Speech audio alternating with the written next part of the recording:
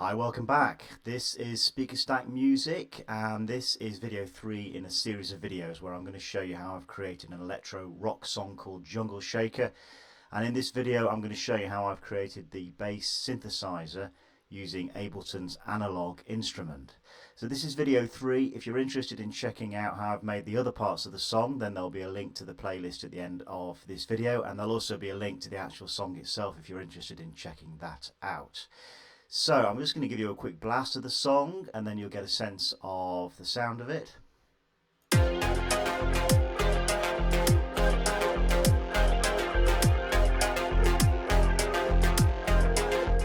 And I'm just going to solo the bass track, which you can do by clicking on this icon here, and give you an audition of what the actual bass synthesizer sounds like.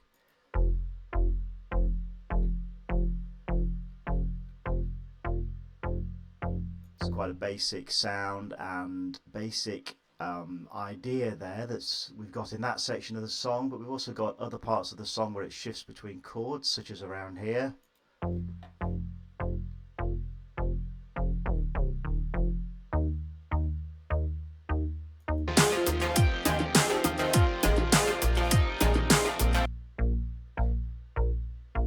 Okay, so there's a few ideas that I've got for the bass lines in the song. As I said, it starts off simple on the offbeat, as you can see here in this window down here, where I've actually drawn in the notage. And then as the song progresses, we're moving within a 3-chord structure.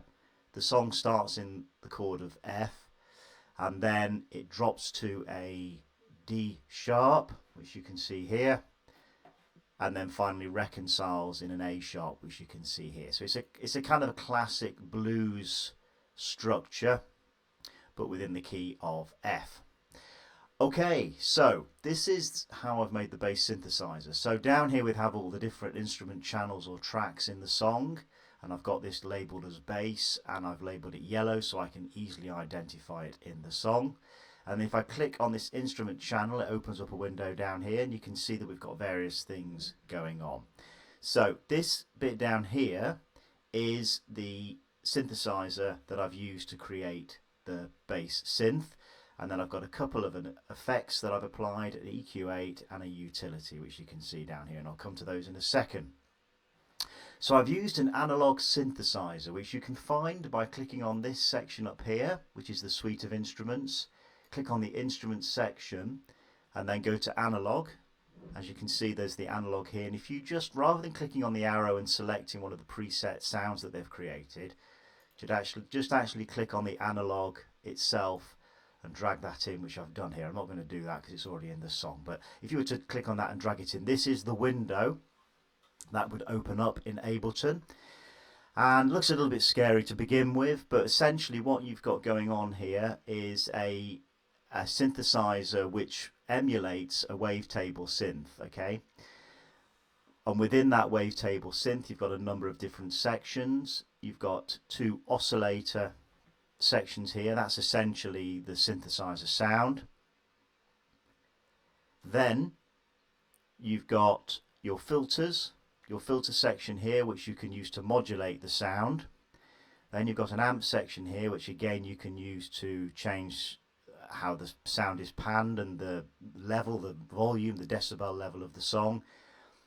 And then you've got a final, I guess, kind of master section of sounds here that you can apply universally to everything that you've created in the synthesizer. And then within that you've also got an LFO section, which I've got turned off for this because it's a bass synthesizer, so we don't want to mess around with the sound too much, but you could use that LFO section if you were creating a different kind of synth sound.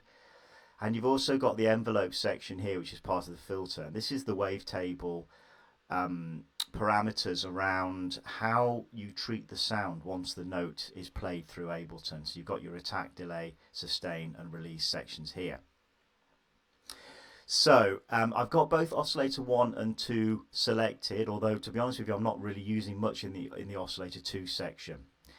The shape section here, you've got several choices. You've got a sawtooth, a sine wave, a square wave and then a noise wave. and I've gone for the sawtooth wave because I want something which cuts through the sound. I've dropped the octave level to -1. I haven't changed the semitone or the detune section. I've got filter 1 on, and I have adjusted the frequency and resonance. So this stands for frequency and this stands for resonance. I've got the frequency at 162, and I've got the resonance at 37%.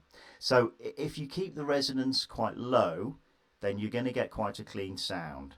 Okay, quite a full, clean, natural sound, and that's the kind of sound that I want for a bass synth. I don't want to mess around with it too much because it's in the lower end of the frequencies, and it's really like, if you think it's the kind of the bedrock of the song. Then I have got amp 1 on, and the decibels are set at -18, but I've got the overall volume set at 0 decibels, so I haven't boosted it in any way. I've got this section here, I've got the vibration or vibrato set at 12%, and then I've also got the unison set at about 10.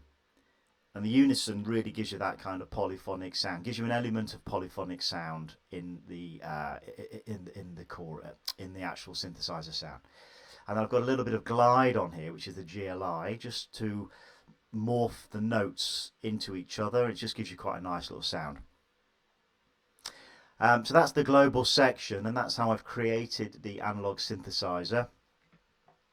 The other thing to say on the notes is that I've dropped them quite low in the octave range. So if you go to here, you can see that you've got C1, you've got F1, C2. So these basically equate to different octaves. So you can see that I haven't got these notes high in the octave range on a piano. If you think about a piano, it's kind of in that middle section of the piano, but I've dropped the octave. Let me just head back to the synthesizer. I've dropped the octave, as you can see here.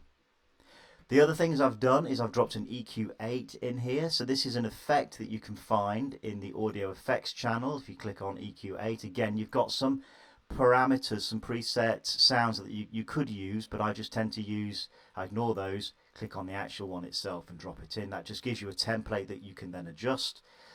And I've boosted the frequencies at around the -50 Hertz range. I've dipped them at around the 500 Hertz range, and then I've cut them off completely at around the 5000 Hertz range. So I've done this because I don't want this bass to interfere with any of the instruments in the high frequency ranges. I want to dip in the mids, in the lower mids, because that's where we've got all the guitars and synthesizers, etc., and I want those to cut through in that section of the sound. But I've boosted it in this section because we want to get that bass sound cutting through in those lower frequencies, the kind of the bedrock of the sound. Now the kick drum is at around 100 Hertz. If we just head up to the kick drum, you can see there's a boost on the kick at around 100 Hertz. So how you position the bass synthesizer in relationship to the kick is really important. So the bass synth's relationship to the kick is paramount. You don't want those two muddying each other up. So we've got the kick at 100 Hertz, and then the bass synthesizer is in this section around here. And then finally I've got a utility. Now utility can be used in lots of different ways. It can be used to give a boost to the signal. Let's just hop back to the bass synth, which we have here. It can be used to give a boost to the signal, which I have done on here, as you can see. But I've also put it in bass mono, which is, if you click on this icon down here, what that essentially means is you're dropping, and then you can set the hertz where the bass mono cuts off. So what I've essentially done is I've set all the sound in the bass synthesizer, which is below 120 Hertz. So if you imagine a kind of an invisible imaginary line here, all the sound that's below that in this bit here is going to be in mono rather than stereo. And that's really paramount when you're thinking about the sound in a track. With stereo sounds, you tend to get a lot of kind of morphing and kind of phasing in those sounds, which is fine in the other parts of the mix, but you don't want that happening in your lower frequencies. So I've cut it off and put bass mono down at 120 Hertz. And that's essentially the synth, the bass synth. So I hope you found that useful. It's yeah, there's a lot you can do with Ableton's analog synth, and I will do some other videos on it around the other parameters. But with a bass synth, my kind of methodology is just to keep it nice and simple. Don't mess around too much with the frequency of resonance. Keep them quite low. Again, with the the final thing to say actually is on the envelope section here. So you've got your attack, delay, sustain, and release. These are the parameters about what happens to the note once it's played. So attack is essentially how quickly the sound cuts through, or whether it releases more slowly. And we've got the attack set at 5 milliseconds. So really, the notes are coming in straight off. Okay. The decay is minimal because again, we just want the notes to be quite punchy. We don't want a lot of sustain on the note, so we've got the sustain quite low. You could increase the sustain by moving that, but we're just going to have it quite low. And we don't want too much release on the notes either, so I've reined that in as well to about 163 milliseconds. So yeah, just wanted to quickly mention the envelope section as well. Hope you found that useful. As I said, check out the other videos if you're interested in the other parts of the song, and I'll be doing more working through the song on a kind of a video by video basis. And if you want to check out the song, there'll be a link at the end of the video. And yeah, if you've made this far, you might want to check out some of the other content on the YouTube channel and consider subscribing. And if you found this video useful, it'd be really appreciated if you could give it a thumbs up, please. It takes you a nanosecond, and it just means I can get this video out to more people. So thanks once again for watching, and hopefully see you in the next video.